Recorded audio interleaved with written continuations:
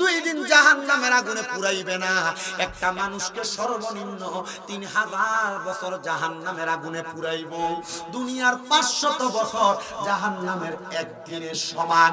চিন্তা করছো নিরে মানুষ, জাহান্নামের মধ্যে তোমার 3000 বছর জ্বালাইব। জাহান্নামের আগুন ভয়ঙ্কর, 3টা কালারওয়ালা আগুন। 1000 বছর তোমারে লাল রঙের আগুনের মধ্যে পুরাইব। এবার আরেক 1000 বছর তোমারে সাদা ধোঁয়াযুক্ত আগুনের মধ্যে পুরাইব। আরো 1000 বছর কালো ধোঁয়াযুক্ত আগুনের মধ্যে তোমারে পুরাইব।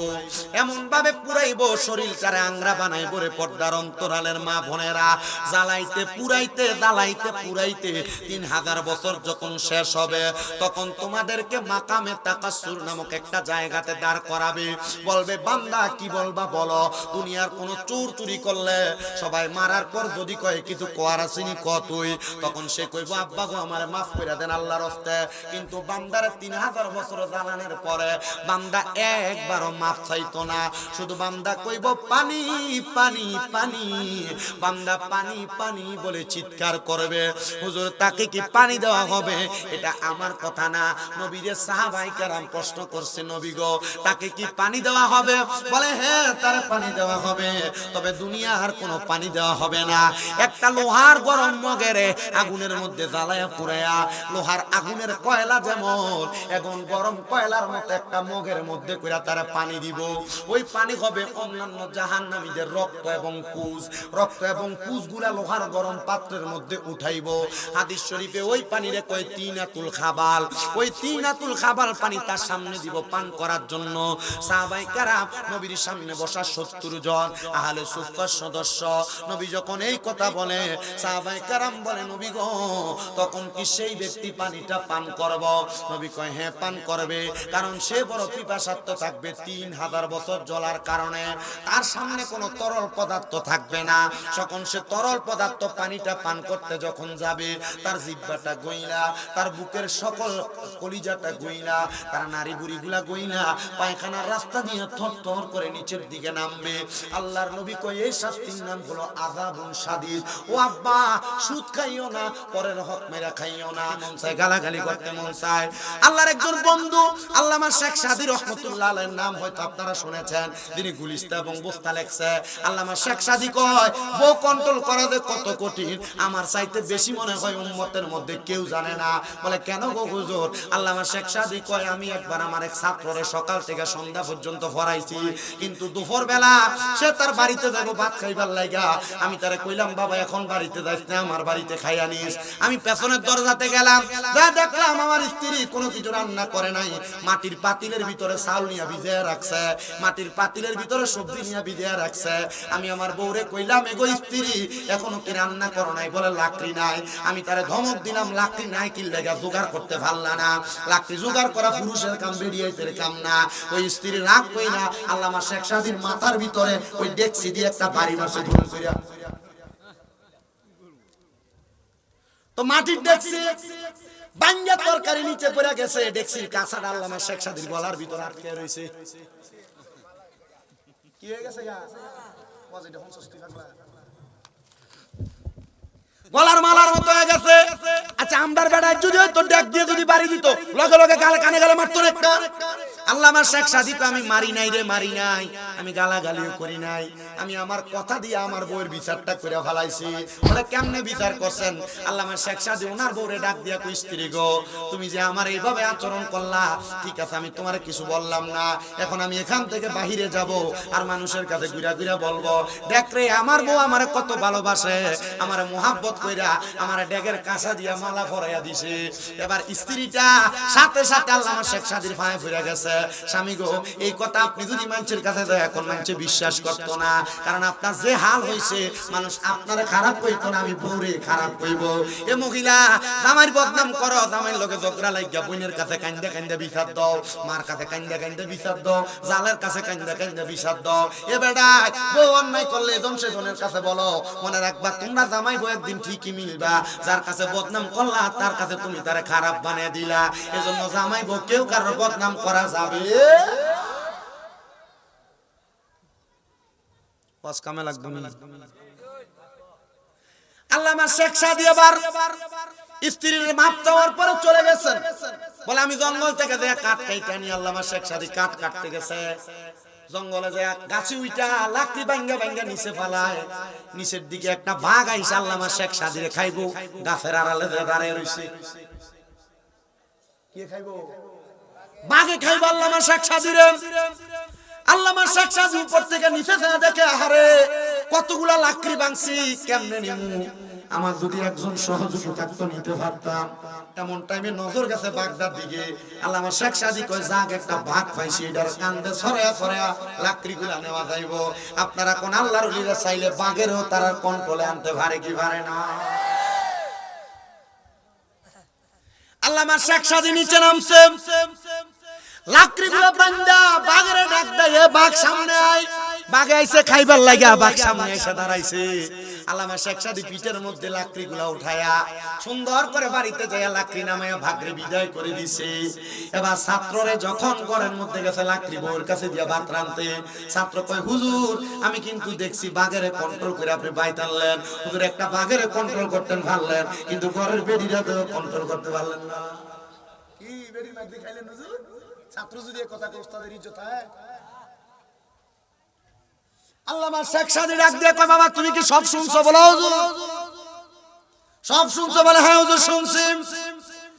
বলে হুজুর আপনি এত বড় আলেম, আপনি চাইলে আরেকটা বিবাহ করতে পারেন। হুজুর কয় বাবা 3 শয়তান কন্ট্রোল করতে পারি না, তুমি আমারে কয় 5 শয়তান ফালতা। হুজুর আমি আপনারে জিজ্ঞাসা আর একটা বিয়ার কথা, আপনি কোন শয়তান কন্ট্রোলের কথা হুজুর কারণটা কি বলবেন নি? হুজুর ডাক দিয়া কয় এ বাবা আল্লাহ তাআলা একটা পুরুষ মানুষকে ধোঁকা দিবার লাগা তার লগে একটা শয়তান দিছে, আর একটা বেডি মানুষকে ধোঁকা দিবার লাগা তার লগে 2টা পুরুষ শয়তান দিছে। এখন আমি 3টা শয়তান নিয়ে সংসার করি, যদি আমি আরেকটা বিয়ে করি আরো 2টা শয়তান দইব, এদিকে তো কন্ট্রোল করতে পারতাম না। বাবা এবার তুই কয় বিয়ে কি আরেকটা করতাম না, এটাই ঠিক আছে। ছাত্র ডাক দিয়া কয় হুজুর বুঝতে পারছি একটা বিয়েই ভালো, হুজুর আরেকটা দরকার নাই। বেটা 2টা বিয়ের পাগল হইবা, 3টা বিয়ের পাগল হইবা, ওর আগে সাবধান। তুমি ওই 2 বিয়ে করার পরে 2 বউয়ের মাঝে সমানতা বজায় রাখতে পারবে না, এটা দেখো। কারণ এক বউর কাছে থাকলে পরের দিন সকালে যদি ওই বউর ঘরের দরজার ভিতরে প্রথম বুঝাই হাজির হয় তোর উপায় থাকবে না। আল্লাহ কবুল করেন, আমিন পড়েন। আস্তে কইসা আবার আপনার কি কষ্ট হইতেছে বেটা? আরো জোরে কোন কষ্ট হইতেছে? আমি জানি না আপনারা কোন জাতের ওয়াজ শুনেন না। 18 মিনিট সময় আছে, আমি আমার হাবিবা ফিন্দির ওয়াজটা শেষ কইরাম, একটা জিকির দেন, ওয়াজ শেষ। রাজি আছেন নি? আমার একটু কষ্ট করে বসেন। আল্লামা শেখ সাদী রাহমাতুল্লাহ আলাইহি বলেন এ বাবা, হযরত হাবিবা ফিন্দি বলেন এ বাবা তোরা আমার নবী পাঠাইছে? বলে হ্যাঁ। বলে ফাঁসি দিতে গেছিলি? বলে হ্যাঁ। বলে এরপরে কি করছস? বলে তাহাজ্জুদের নামাজ পড়ছি, তাহাজ্জুদের নামাজটা পড়িনা আমি আল্লাহ তাআলার কাছে কাঁদছি, আল্লাহ আমি ঋণ দিতে পারি না, আল্লাহ আমার ঋণ দি কেমনে দিতাম? আল্লাহ তুমি না তোমার নবীরে কইছো রাতে কিছু অংশ ইবাদত করার জন্য আপনি মাকামে মাহমুদ দিবেন। আমার নবী কই উম্মত রে তোমরা যদি বিপদে পইরা, অভাবে পইরা, টেনশনে পইরা, কঠিন রোগে আক্রান্ত হইয়া, দুনিয়া জমিনে মুসিবতে পইরা আমার আল্লাহর কাছে তাহাজ্জুদ নামাজ পড়া কোনো কিছু চাও, আমার আল্লাহ তোমার আশা পূরণ করে দিবে। জোরে কোন সুবহানাল্লাহ। বলে হুজুর কেমনে? এই আয়াত যখন আমার নবীর উপরে নাযিল হইছে, নবী ছিল নবীর স্ত্রী আম্মা জান আয়েশা সিদ্দিকার ঘর মোবারকে, আমার নবীজি আম্মা জান আয়েশা সিদ্দিকার ঘর মোবারকের মধ্যে থাইকা থাইকা আমার নবীজি 2 রাকাত নামাজ পড়তে সারা রাত লাগায়া। নবী আমার ডাক দিয়া কয় আয়েশা তুমি যে আমার নামাজের দিকে তাকাও কারণটা কি? আম্মা জান আয়েশা সিদ্দিকা ডাক দিয়া কয় নবী গো আপনার এমন লম্বা নামাজ আর কোনোদিন আমি পড়তে দেখছি না, এত লম্বা নামাজ পড়তাছেন নবী কারণটা কি? আমার নবী ডাক দিয়া কয় আয়েশা আল্লাহ কইছে আমি নবী তাহাজ্জুদ পড়লে আমারে সব দিব, মাকামে মাহমুদ দিব। আয়েশা রে আমি কান্দি আমার উম্মতের জন্য, কারণ উম্মত তো নবীর পাগল। আমার আল্লাহর কাছে জিগাইছি আল্লাহ আমার উম্মত যদি তাহাজ্জুদের নামাজ পড়ে আমার উম্মতের আপনি কি দিবেন? আম্মা জান আয়েশা কয় নবী গো আমার আল্লাহ তো আপনার দোয়া ফিরিয়ে দিত না, আপনি যে দোয়া করবেন আল্লাহ কবুল করব। নবী আল্লাহ কি কইছে? আমার নবী ডাক দিয়ে কয় আয়েশা রে আমার আল্লাহ কইছে আমার উম্মত যদি তাহাজ্জুদের নামাজ পড়া আমার আল্লাহর কাছে কোনো কিছু চায় আমার আল্লাহ উম্মতের ফিরাইয়া দিবে না। এ বাবা বিদেশ যাওয়ার চেষ্টা করো, ব্যবসা করো, বরকত হয় না, মা বোনেরা ঘর থেকে রোগবালা মুসিবত ছাড়ে না। আমি তোমার কাছে বলবো একটা একটা ইবাদত করো, সেই ইবাদতের নাম হলো সালাতুত তাহাজ্জুদ। ওই ব্যক্তি কই ইসলাম ধর্ম গ্রহণ কইরাম, আমি তাহাজ্জুদের নামাজ পড়তেছি, আমার বন্ধুর কথা মোতাবেক আল্লাহর কোরআনের আয়াত অনুসরণ কইরা আমি কামতেছি, আমার ঋণগুলা যেন আল্লাহ তাআলা মাফ করে দেয়। এমন টাইমে আমারে ঘুমের ঘরের স্বপ্নে আমার রাহমাতুল লিল আলামিন নবী হাজির হয়ে গেছে। আমার নবী হাজির হইয়া আমারে ডাক দিয়া কইছে, রে বান্দা, এ আমি নবীর উম্মত, তুই যে তোর ঋণের জ্বালা সহ্য করতে না পাইরা কান্দ, যা আমার গোলাম আমার হাবিবের কাছে যায়, আমার হাবিবে তোর ঋণ পরিশোধ করে দিব। হাবিবকে আফগানিস্তানের এরা স্বপ্নে নবীজি কইয়া দিছে, যা আমার হাবিবের কাছে যায়, আমার হাবিবে তোর ঋণ পরিশোধ করে দিব। যখন এই বাদশা এই কথা শুনছেন, বাদশা ডাক দিয়া কয়, এ আল্লাহর বান্দা, তোরে নবী কি বলছে? বলে নবী বলছে, যা আমার প্রেমিক হাবিবের কাছে যায়, আমার প্রেমিকে তোর ঋণ পরিশোধ করব। আফগানিস্তানের বাদশা বড় সিন্ধুক কইলা একটা দিরহামের পুতলা তার হাতে উঠিয়ে দিছে। উনি আবার ডাক দিয়া কয়, কি বলছে নবী? বলে নবী বলছে, আমার প্রেমিক হাবিবের কাছে যায়, আমি আরেকটা পুতলা তার হাতে দিলাম, টাকার পুতলা, মানে দিরহামের পুতলা। আমি আবার দিগাইলাম, কি বলছে তোরে নবী? বলে নবী বলছে, আইরে নবী বলছে, নবী বলছে আমার প্রেমিকের কাছে যায়, হাবিবের কাছে, আমার প্রেমিক হাবিব তোরে দিরহাম দিয়া দিব, তোর ঋণ পরিশোধ করে দিব। এমন ভাবে 10 বার জিজ্ঞাসা করছে, 10 পুটলি দিরহাম দিছে ওই ব্যক্তিরে। ওই সেনাপতি ডাক দিয়া কয়, জগতের মানুষ তোমরা জানো নি রে, ওই ব্যক্তিরে যেই 10টা পুটলা দিছে দিরহামের, এই দিরহামের 10টা পুটলি দিয়া ওই ব্যক্তি তার জীবন কাটিয়ে দিতে পারবে তার ঋণ দেওয়ার পরে, তবুও সেই ব্যক্তি তার জীবনে এই টাকা শেষ করতে পারবে না। এবার হযরতে বাদশা হাবিব আফিন্দি বলেন, এ জগতের মানুষ, আমি চিন্তা করলাম আমার নবীরে কত দেখার চেষ্টা করলাম, কিন্তু এই ব্যক্তি নতুন মুসলমান হইছে, এই ব্যক্তিরা আমার নবীর সাথে সাথে দেখা দিয়া দিছে, কিন্তু আমার নবী আমারে দেখা দিল না। নবী যদি আমার ওই স্বপ্নে এসে বলতো, আমি তার ঋণগুলা পরিশোধ করে দিতাম। আমার নবী কেন আমার কাছে বলল না? আমি এই কথা চিন্তা করে আমি কান্নাকাটি করতে লাগলাম। এবার হয় সেনাপতি ডাক দিয়া কই, বাদশা, আপনার নবী আপনারে দেখা দিল না, তারে দেখা দিল, কারণটা কি? ওই আবার হাবিবা ফিন্দি ডাক দিয়া কই, সেনাপতি রে, আমার নবী কেন আমারে দেখা দেয় নাই জানো? আমি প্রত্যেকদিন ঘুমাইতে যাওয়ার আগে আমার নবীজির উপরে দুরূদ শরীফ আদায় করি। আমি আপনাদের পায়ে হাত দিয়া বলি, রে বাবা, যদি নবী দেখতে চাও প্রত্যেকদিন দুরূদ শরীফ আদায় কইরো। এ পর্দার অন্তরালের মা, যদি নবী দেখতে চাও দুরূদ শরীফ আদায় কইরো। দুরূদ শরীফ আদায় করলে নবী দেখতে পারবা। আরে আগে তো মানুষ সুরে সুরে ঢুলতে ঢুলতে দুরূদ শরীফ পড়তে, এখন পড়ে না। আসসালাতু ওয়াসসালামু আলাইকা ইয়া রাসূলুল্লাহ, আসসালাতু আসসালামু আলাইকা ইয়া হাবিবাল্লাহ, আসসালাতু আসসালামু আলাইকা ইয়া রাসূলুল্লাহ, আসসালাতু ওয়াসসালামু। সুরে সুরে এডি পড়তেন না আগে আপনারা? সুরে সুরে এডি পড়তেন না? ইয়া রাসূলুল্লাহ, ইয়া হাবিবাল্লাহ, ইয়া রাসূল, জীবনে মরণে শাফায়াতের উসিলায়, জীবনে শাফায়াতের উসিলায়, ইয়া রাসূল, কবরে হাসরে শাফায়াতের উসিলায়, কবরে শাফায়াতের উসিলায়, ইয়া রাসূল, গোসল করায়া কাফন আদিবে গয়া আমার কবরে নামাইয়া, অন্ধকার কবরে যখন দিবে এই অন্ধকার কবরে যখন আসিবেন নবী গো আমার শিয়রে, দেখিব আপনাকে দুনয়ন ভরে, দেখিব দুনয়ন ভরে, ইয়া রাসূলুল্লাহ। মুনকার নাকির আসিয়া সওয়াল করবে, মুনকার নাকির আসিয়া সওয়াল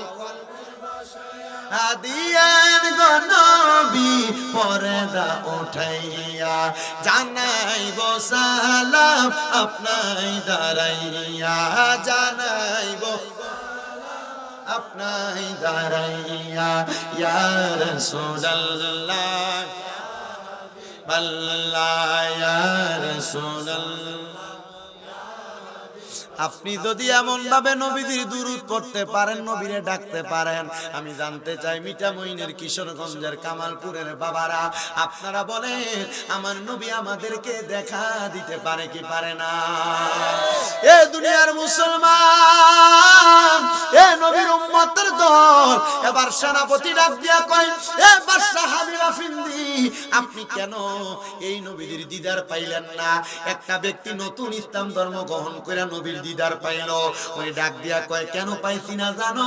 করে কারণটা কি বলেন না? বলে অন্য কোনো কারণ না, কারণ হইল আমি প্রত্যেক দিন রাত্রবেলা ঘুমানোর আগে সবার ঋণ পরিশোধ করে যখন ঘুমাই, আমি ঘুমানোর আগে আমার নবীজির উপর দুরূদ শরীফ পড়তে পড়তে ঘুমাই। এই জগতের মানুষের দলেরা, ওই দিন রাত্রবেলা আমি আমার নবীজির দুরূদ শরীফ আদায় করি নাই, মনে হয় আমার নবী আমারে নবীর দুরূদের কথা স্মরণ করাইবার জন্য আমার কাছে এই পাগলটারে পাঠাইছে, এই আশেক প্রেমী ব্যক্তিরে পাঠাইছে। চিন্তা করছেন নি হাবিব আফিন্দি নবীর দুরূদ প্রত্যেকদিন পড়তো, শুধু একদিন পড়ে নাই, আমার নবীজি ওই ব্যক্তিরে দুরূদ পড়ার সংবাদ পাঠিয়ে দিছে। আপনি যদি নবী নবী কইয়া ডাকে, আমার আল্লাহ তাআলা আপনারে এই দুরূদের বরকতে নবীর দিদার দান করবে। বলে হুজুর নবীর দিদার পাইলে আমার লাভটা কি হবে, আমার উপায় কি হবে? আমার নবীর দিদার পাইলে আমার দুনিয়া আখিরাতে কেমন কামিয়াবি হবে? আরে পাগল বুঝো না, নবীর দিদার পাইলে তোমার মরণ কালে কোনো ভয় থাকবে না, নবীর দিদার পাইলে তোমার মরণ কালে কোনো ভয় থাকবে না।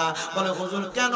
আরে যারা বেঈমান, যারা আমল করে না, নামাজ পড়ে না, রোজা রাখে না, ইবাদত করে না, তারা মরার সময় কষ্ট পায় মারা যাবে, কিন্তু যারা নেক আমল করে ঈমান নিয়ে মারা যায়, ওই ব্যক্তিটা মারা যাওয়ার সময় আমার আল্লাহ তাআলা ওই ব্যক্তির আমল নামার মধ্যে নেক সওয়াব দান করে দেয়, আর মারা যাওয়ার সময় তার কোনো কষ্ট হয় না। আরে কত বেঈমান বেআমল ব্যক্তি মারা যায়, মারা যাওয়ার সময় বিছানায় প্রস্রাব পায়খানা করে দেয়। আমি বলেছিলাম আপনাদের কাছে কথাগুলো আপনাদেরকে শেষ বেলায় বলে দিয়ে যাব। এবার আল্লাহর বান্দা যখন মারা যায়, যদি বিছানাতে প্রস্রাব পায়খানা করে দেয়, মনে করবে আল্লাহর ফেরেশতা আজরাইল আলাইহিস সালাতু ওয়াস সালাম তার সামনে আসার আগে আল্লাহ তাআলা নীল চোখলা দুইটা ফেরেশতা তার সামনে পাঠাইছেন। ওই নীল চোখলা দুইটা ফেরেশতার চেহারার দিকে যখন বান্দাটা তাকায়, বান্দা ভয়ে বিছানার মধ্যে প্রস্রাব পায়খানা করে দেয়। হায়রে বাবা!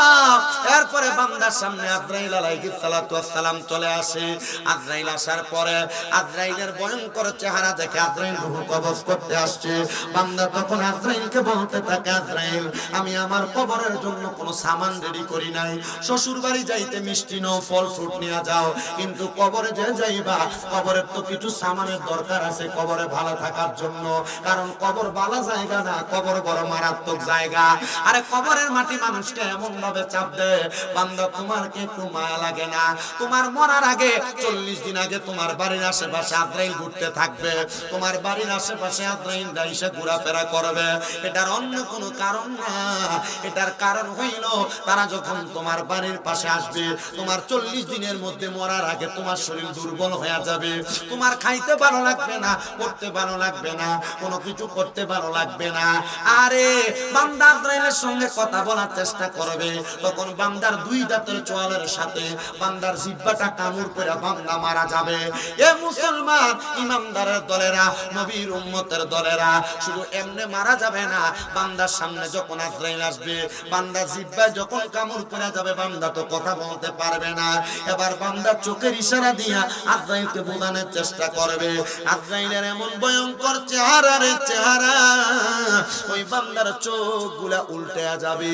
এবার আজরাইল যখন বান্দার বুকের মধ্যে হাত দিবে রে, বুকের মধ্যে হাতটা দেওয়ার সাথে সাথে বান্দার ঘাড়ের রগগুলা ঠাস ঠাস করে ছিঁড়ে যাবে, হাতের রগগুলা ছিঁড়ে যাবে, পায়ের রগগুলা ছিঁড়ে যাবে, তখন বান্দার রক্ত চলাচল করতে পারবে না, তখন রক্তগুলা নাক এবং মুখে দিয়া বের হয়ে যাবে।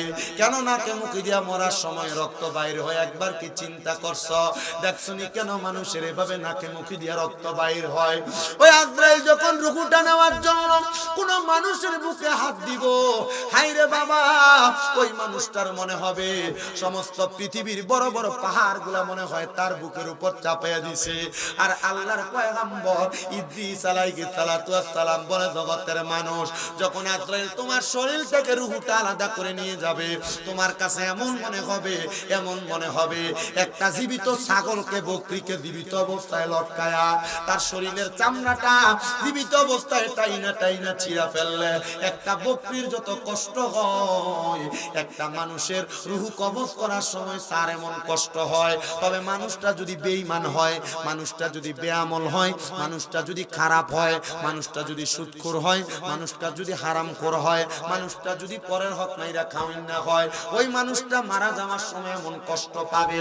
শুধু কষ্ট পাবে না রে আমার মিঠামইনের কামালপুরের বাবারা, ওই মানুষটা রূহ কবজ করার সময় মানুষটা বিছানার মধ্যে এমন ভাবে ছটফটাবে, এমন ভাবে চিৎকার করবে, যদি দুনিয়ার আত্মীয় স্বজনরা তার চিৎকারের আওয়াজ শুনতে পাইতো, তাহলে তারা এই জায়গার মধ্যে ফালাইয়া ভাইগা চলে যাইতো।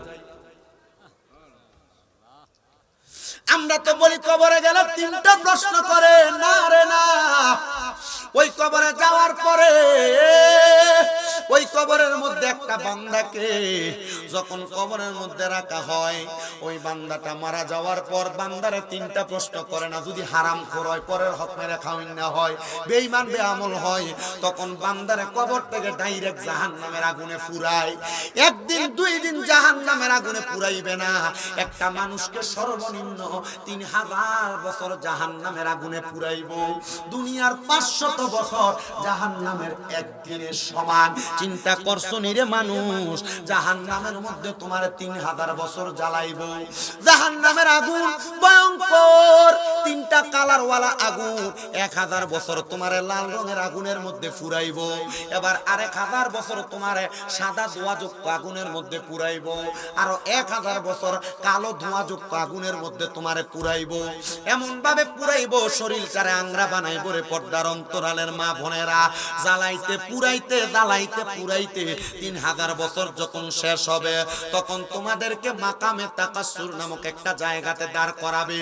বলবে, বান্দা কি বলবা বলো? দুনিয়ার কোন চোর চুরি করলে সবাই মারার পর যদি কয় কিছু কোয়ার আসেনি ক তুই, তখন সে কইব, আব্বা গো আমারে মাফ করে দেন আল্লাহর রাস্তে। কিন্তু বান্দারে 3000 বছর জ্বালানোর পরে বান্দা একবারও মাফ চাইতো না, শুধু বান্দা কইব পানি পানি পানি। বান্দা পানি পানি বলে চিৎকার করবে। হুজুর, তাকে কি পানি দেওয়া হবে? এটা আমার কথা না, নবীর সাহাবায়ে কেরাম প্রশ্ন করছে, নবী গো তাকে কি পানি দেওয়া হবে? বলে, হ্যাঁ তারে পানি দেওয়া হবে, তবে দুনিয়ার কোনো পানি দেওয়া হবে না। একটা লোহার গরম মগেরে আগুনের মধ্যে জ্বালায়া পুরায়া, লোহার আগুনের কয়লা যেমন এখন গরম কয়লার মতো একটা মগের মধ্যে কইরা তারা পানি দিব। ওই পানি হবে অন্যান্য জাহান্নামীদের রক্ত এবং পুঁজগুলা লোহার গরম পাত্রের মধ্যে উঠাইব। হাদিস শরীফে ওই পানিরে কয় তিনাতুল খাবাল। ওই তিনাতুল খাবাল পানি তার সামনে দিব পান করার জন্য। সাহাবায়ে কেরাম নবীর সামনে বসা 70 জন আহলে সুফফার সদস্য, নবী যখন এই কথা বলে, সাহাবায়ে কেরাম বলে, নবী গো তখন কি সেই ব্যক্তি পানিটা পান করব? নবী কয়, হ্যাঁ পান করবে, কারণ সে বড় পিপাসার্ত থাকবে। 3000 বছর জ্বলার কারণে তার সামনে কোনো তরল পদার্থ থাকবে না। যখন সে তরল পদার্থ পানিটা পান করতে যখন যাবে, তার জিহ্বাটা গইলা, তার বুকের সকল কলিজাটা গইলা, তার নাড়ি বুড়িগুলা গইলা পায়খানার রাস্তা দিয়ে থরথর করে নিচের দিকে নামবে। আল্লাহর নবী কয়, এই শাস্তির নাম হলো আযাবুন শাদীদ। ও আব্বা, সুদ খাইও না, পরের হক মেরা খাইও না, পরের হক খাইও না, মানুষের সাথে খারাপ ব্যবহার কইরো না, গালাগালি কইরো না, পরের হক দখল কইরা কইরা খাইও না। ও বাবা, দুনিয়ার জমিনের ভিতরে আল্লাহ তাআলার আইন লঙ্ঘন কইরো না। বলে, হুজুর কেন এই কথাগুলা বলেন? মনে রাখবারে বাবা, কবরে গেলে যদি কঠিন শাস্তিগুলা তুমি তুমি ভোগ করতে পারো, তুমি হারাম খাও, আমার কোনো কিছু করার নাই। এই যে রমজান মাস আসতেছে, আমাদের ভিতরে তো রমজানের কোনো পয়গামি নাই। আল্লাহ কয় ইয়া আইয়ুহাল্লাযীনা আমানু কুতিবা আলাইকুমুস সিয়াম কামা কুতিবা আলাল্লাযীনা মিন ক্বাবলিকুম লাআল্লাকুম তাত্তাকুন। আল্লাহ কয় হে ঈমানদারেরা, তোমাদের উপর রমজানের রোজাকে ফরজ করা হয়েছে, তোমাদের পূর্ববর্তীদের উপর যেমন ভাবে ফরজ করা হয়েছিল। তোমরা এই রোজার মাধ্যমে যেন তাকওয়া অর্জন করতে পারো, খোদাভীতি অর্জন করতে পারো। বুড়া বেটারা, জোয়ান বেটারা, বয়স তো বেশি হয়ে গেছে, কিন্তু এখনো পর্যন্ত তোমরা রমজানের রোজাগুলা রাখো না। ভিটামিন বাজারে যাইয়া চা দোকানের মধ্যে শাটার লাগে, লাল কাপড় আর কালা কাপড় লাগে লাগে খাও। আব্বারে মনে রাখবা, এই রোজা না রাখার কারণেও কবরে গেলে এমন কঠিন শাস্তি পাইবা। রমজান যেহেতু আসতেছে, রমজানের প্রস্তুতি গ্রহণ করো। যেমন ভাবে ঈদের দিনে ঈদের নামাজ পড়ার জন্য প্রস্তুতি গ্রহণ করো। আম্মা জান আয়েশা সিদ্দিকা বলে, নবীর উম্মতের দলেরা নবী যখন রমজান মাস আগমন করত, আমার নবীজি অন্যান্য মাসের চাইতে রমজান মাসে আরো বেশি প্রস্তুতি গ্রহণ করত। এ মুসলমান, কেমন প্রস্তুতি গ্রহণ করবা? রমজান আসার আগে তোমার সকল কর্মগুলা শেষ করে গোটায় ফেলবা। গোটায় ফেলা একজন মুসলমান হইয়া অন্যান্য মুসলমানদের কাছে ইফতার বিতরণ করবা। নবী বলে, এ জগতের উম্মতের দল, তোমরা যদি পারো এক গ্লাস দুধ দ্বারা কাউকে ইফতার করাও, যদি না পারো 3টা খেজুর দ্বারা কাউকে ইফতার করাও, যদি এটাও না পারো তাহলে এক গ্লাস পানি দ্বারা তুমি কাউকে ইফতার করাও। যদি এই 3টা কাজ তুমি করতে পারো, ইফতার করাইতে পারো, আল্লাহ তাআলা তোমার জন্য জান্নাতি নাজ নিয়ামতের ব্যবস্থা করবে। নবী গো, আর কি উপহার আছে? বলে, মাহে রমজানের 30টা তারাবির নামাজ আদায় করো। 30টা তারাবিতে আমার আল্লাহ তাআলা তোমার 30টা বরকত দান করে দিবে। নবী আর কি করব? বলে, সারা দিন রোজা রাখার জন্য তোমরা সাহারি খাও। যদি তোমরা সাহারি খাও, মনে রাখবা ইহুদি এবং মুসলমানের মাঝে পার্থক্য হলো, ইহুদিরা সাহারি করত না আর মুসলমানরা সাহারি খাবে। সাহারি খাবে, আরে তোমরা একা একা সাহারি করবা না, তোমরা পারলে পার্শ্ববর্তী কারোর জন্য সাহারির ব্যবস্থা করবা, ভোর রাতে কারোর জন্য একটু খাবারের ব্যবস্থা করবা। নিজের ঘরে যদি গরুর গোশত মুরগির গোশত রান্ধে, আলুটা একটু বাড়াইয়া দিয়া পাশের ঘরে একটু গরুর গোশত মুরগির গোশত দিও, কারণ তোমার ঘরের তরকারির গ্রানটা তার ঘরে যায়, তখন সে যদি আফসোস করে, হাই রে আমি তো একটু গোশত দিয়ে খাইতে পারলাম না, মনে রাখবি রে বাবা, এটার কারণে তুমিও বড় আফসোসের শিকার হইবা, আমল আখলাক গুলা হারাইবা।